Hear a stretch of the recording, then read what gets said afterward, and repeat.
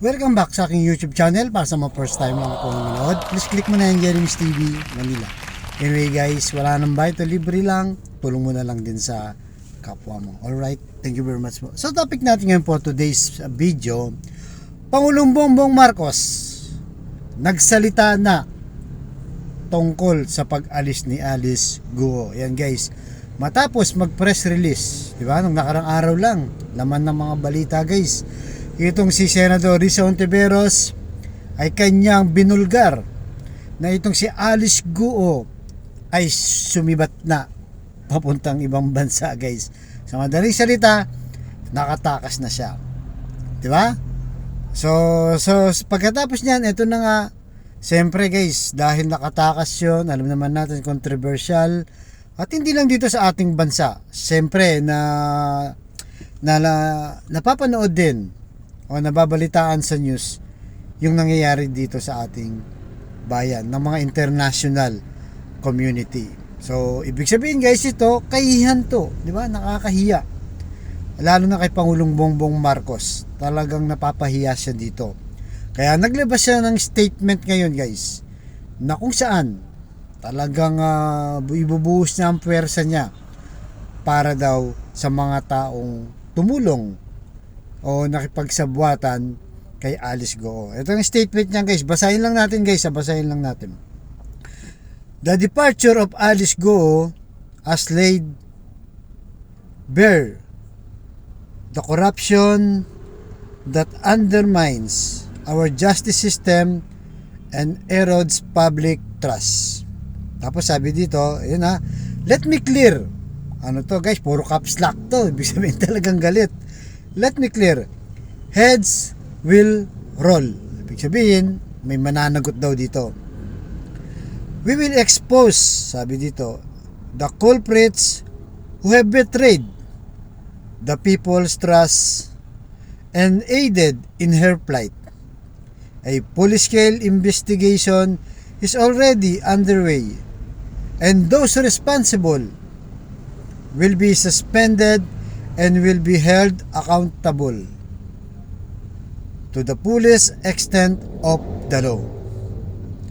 There's no room in this government for anyone who places personal interests above serving the people with honor, integrity, and justice. Ferdinand Bongbong Marcos. So guys, diba malinaw dito, galit na ang ating Pangulo kasi talagang napapahiya siya. At sabi niya, walang puwang dito sa ating bansa yung mga taong nagkanlong dyan, at talagang fully investigation at pananagutin sila. Yan, dapat ganyan talagang matapang, diba? Kasi talagang parang nakikitaan natin ngayon guys yung ating enforcement, diba? Yung law enforcement natin parang mahina. Kaya ang sinasabi ng mga DDS, di ba? Weak leader eh. Kasi ang daming nakatakas na hindi pa rin nahuhuli, mga wanted, di ba? Kagaya nila Tebes, nila Bantag, si Pastor Kibuloy pa. At ngayon ito na nga, natakasan na tayo. So dahil dyan talagang siguro nagalit na yung Pangulo, di ba? Ang problema lang kasi guys sa ating gobyerno, parang inconsistent kasi ang lumalabas, di ba? Sinasabi ni Tenko na yung commissioner Tenko ng Bureau of Immigration, nagulat daw sila, hindi nila alam. Di ba? Samantalang sila yung dapat nagbabantay dyan sa airport, sa seaport. Sila yun Bureau of Immigration guys. At ganun din lalo na yung DOJ Secretary, itong si Boying Remulla, hindi rin niya alam guys.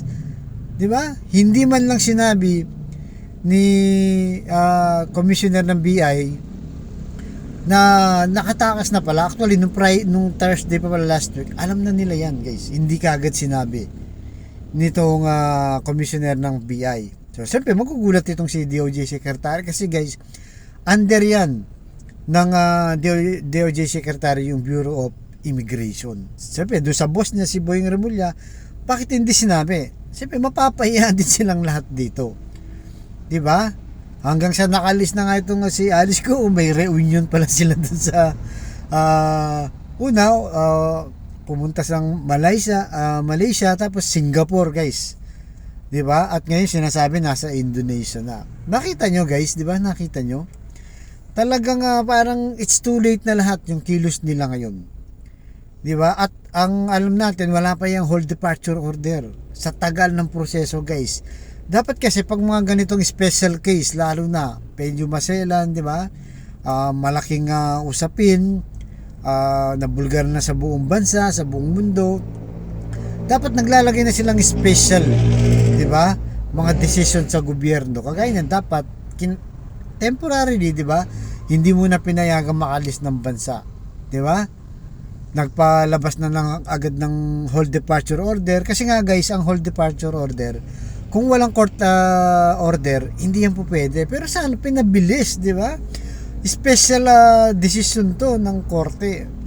So ngayon, ano mangyayari ngayon, guys? At sa panahon ngayon sa Kongreso at saka sa Senado, hearing ngayon ng budget, guys. At alam nyo ba, yung budget natin, 'di ba, sa intelligence at confidential fund, kasi yan ang mga tumutugis sa mga ganyan, guys, umaabot ng 12 billion ngayon. Pero sa kabila ng laki ng pera na nire-request nila, parang wala silang nahuling malalaking isda, guys. Yung mga magnanakaw lang ata sa kanto ang kaya nilang hulihin. Pero yung mga malalaking isda nito, kagaya nga nila Tebes, 'di ba? Nila Bantag, nila Kibuloy, yan, controversial din yan. Baka mamaya nakatakas na rin yan. Naku po, yari na. Pag nakatakas pa yan, yari na, guys. Talagang mapapahiya ang ating Pangulo at ng ating bansa. Hindi lang siya, buong Pilipino. Kaya nga sabi ni Pangulong Bongbong Marcos, kailangan may managot dito. Dapat lang, di ba? Kung saan siya pumunta, kung saan siya nag-exit, guys, di ba? Dapat lahat bubusisiin at talagang tatanggalin daw lahat.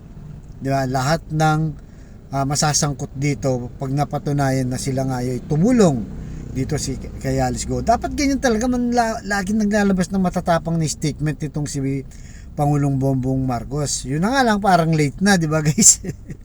Naunahan pa sila. Galing talaga ni guys, si Senador Santiveros.